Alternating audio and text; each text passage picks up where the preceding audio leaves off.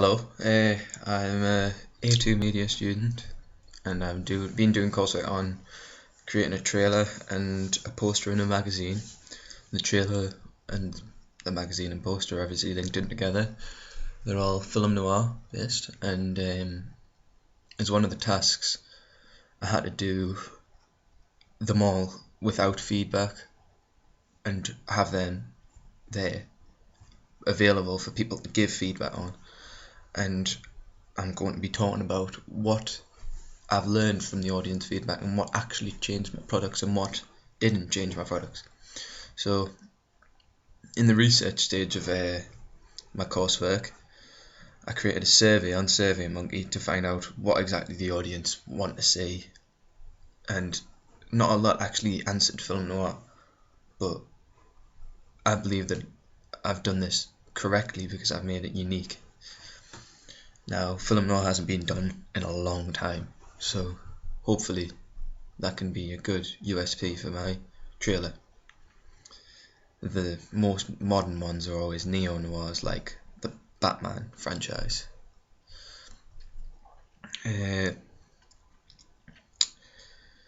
Received audience feedback from these surveys, and this helped me in the final decisions about what aspects and such would be in my trailer. And I don't know really. I found out that quite a lot of people would want to see a bit of action, a bit of thriller, mystery, but not really much to do with the film noir genre. So I tried to make it as suitable for everyone as I possibly could, and I think I've done a good job of that.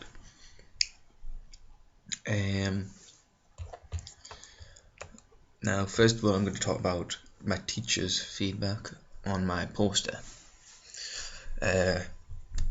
Start off with the basics. I had a couple of spelling mistakes and I forgot to put an apostrophe in won't, just due to trying to do it too hasty. And more or less just change the font and the text in it to suit the background more. But primarily she said that the white text doesn't show up very well on the white background. Now, as obvious as it sounds, I didn't hear that. I didn't see that, sorry. But now that I've put a black background behind the text so the text is easy to read. And that's the feedback from a teacher, which I've changed my product to suit, because I realised that it would be better for the product to suit that. The second bit of feedback on my poster is from a member of my class. He says that it does a good job setting up the genre with position, photo, colouring, and the red subtitle contrast, which looks great. I feel like the first draft sets up the plot a lot better than the final, which is a more basic photo. However, I agree that the final one is the one you should go with, as on the draft it looks almost as if the protagonist is the antagonist.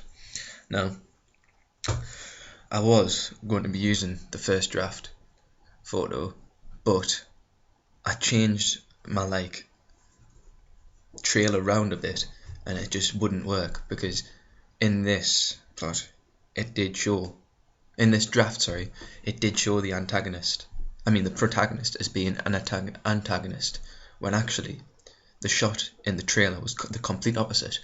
It was the protagonist at the bottom of the stairs and the antagonist walking away from him. Now, that I'm not going to reveal anything of what actually happened in the trailer, because that's part of the mystery of it.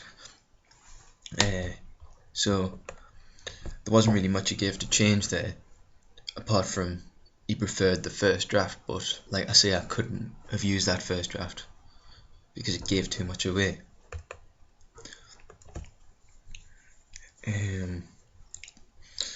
Now, on my front cover, the teacher gave us a feedback of it being an exclusive magazine.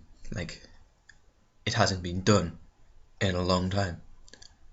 Obviously, exclusive magazines have been done, but this genre of exclusive magazine hasn't. And for such a big name like Total Film to be doing a genre-specific magazine just for this issue, just really attracts in an audience, because not only is it such a big magazine franchise, it also gets most critics reading it and quite a lot of people who want to see new films. Now also, I think it would attract in the older audiences, as it's not just about my film, it's about film noir as a genre, and those who can remember film noir, growing up with it, the type of thing they might want to read how it's changed. Now, I got some more feedback from someone in my class, and he said that the font choice, colouring and the picture are all good for the cover and the genre, giving it a professional look, which was obviously good feedback, and I was glad to hear that. But he said, while you do explain why it's not used, it would be extremely rare for a magazine to feature a barcode on the back. If you include an exclusive subscriber edition line from the Looper edition, it would better explain the lack of these features. And he also mentioned that there was a typing error in genre.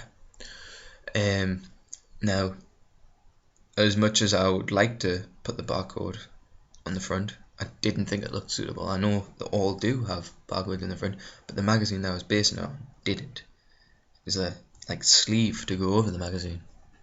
Now, I think I've explained well enough why I don't have a barcode, and I've tried putting one on and it just didn't look professional. It looked scrappy. So that is why I didn't do that bit of feedback, but I've changed the typing errors and I've explained, because of this feedback, it helped me to explain why the barcode wasn't used.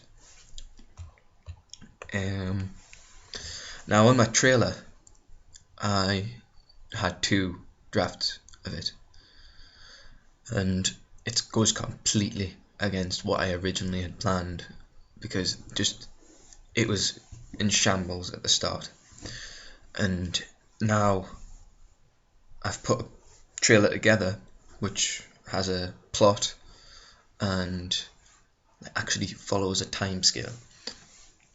And a member of my class said that the first shot is an effective introduction shot, while also using an attractive actor that will bring in the female audience, but you can see the shadow on the board. So that's primarily good feedback, but unfortunately I can't change that you can see a shadow on the board. I can't. It was just an idea I had to put that kind of background on to this shot, because I don't know where I could find a background like that where it could sit at. So instead I got a photo and put it on a screen behind him, basically. Now, unfortunately, you can see a shadow on it, but does this just add to the mystery of the scene and add to the noir genre of being dark and gloomy? He said that the shot looks great where he's walking up the stairs, which I was really proud of, because for quite a simple shot, it is quite effective. But he says that perhaps a shot to introduce the character would be necessary, but I believe that I don't need to show this yet, because at the end I state that there will be a full reveal trailer coming soon, and by having this mystery of who is that person walking up the stairs, is it the detective, is it the antagonist, we don't know, but we do know that we'll find out soon. And more or less the same from my teacher. However, they said that I needed more sound in my trailer, which I did. All I had was a heartbeat, and that's it. And that just wasn't enough. But I've made a soundtrack based on other people's soundtracks, but I believe it suits quite well. And I've added more sounds in, like a gunshot and a voiceover. So this is the updated feedback on my updated video to suit that feedback from this student. He said, good use of music, Voiceover was extremely effective in adding some well-needed narrative voice to the trailer, which it did do, because I needed that there to actually understand the plot. And he said it worked well with the scene it was overlaid on. Editing on the walking up the stairs shot looks really good and gives a mysterious vibe to it, which is what I was going for, hence why I didn't introduce the character that was actually walking up the stairs, because I wanted it to be a mystery. He said, I like the use of the modern convention where there is an extremely light tease before a full reveal. However, music should not be played over the logo at the start.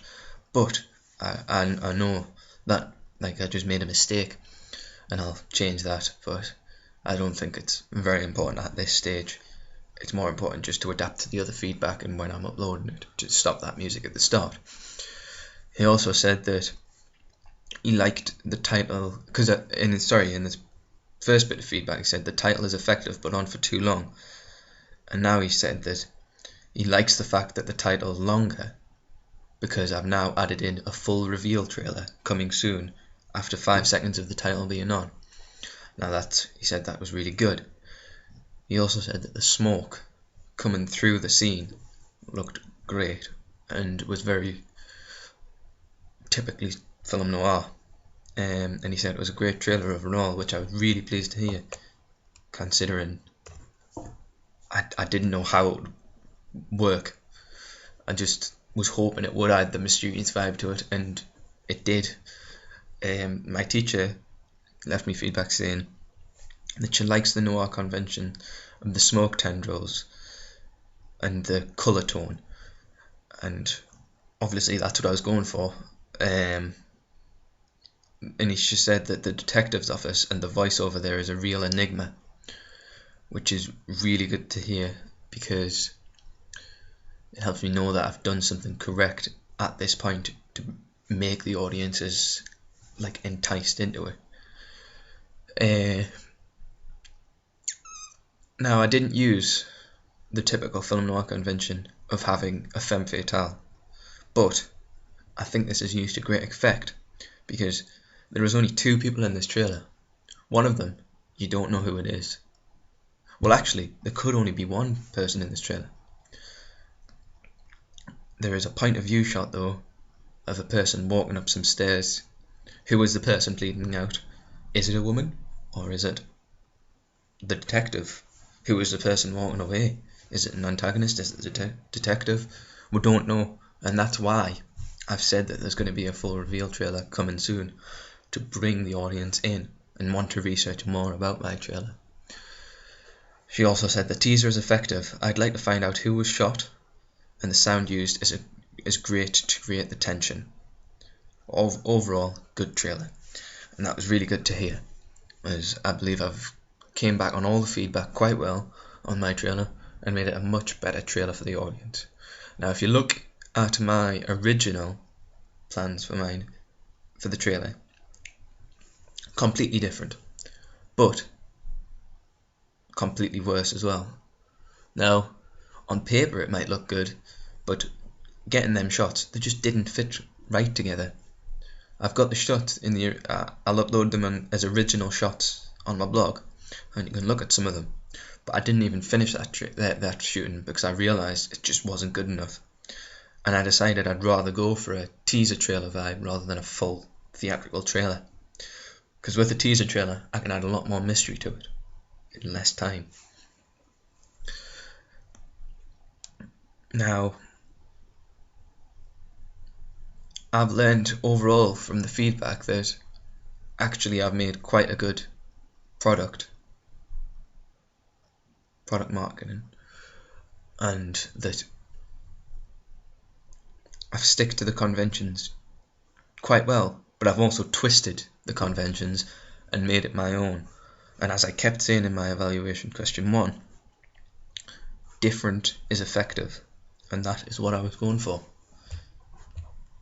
Now, I've been talking for quite a while now, and I believe I've went through everything I've learned from my feedback, and I've also went over everything that I've changed due to this feedback. Overall, I'm very grateful for the feedback I got, because I believe it was effective. I would like to have said the feedback I've given out other peers has been very effective too. And thanks.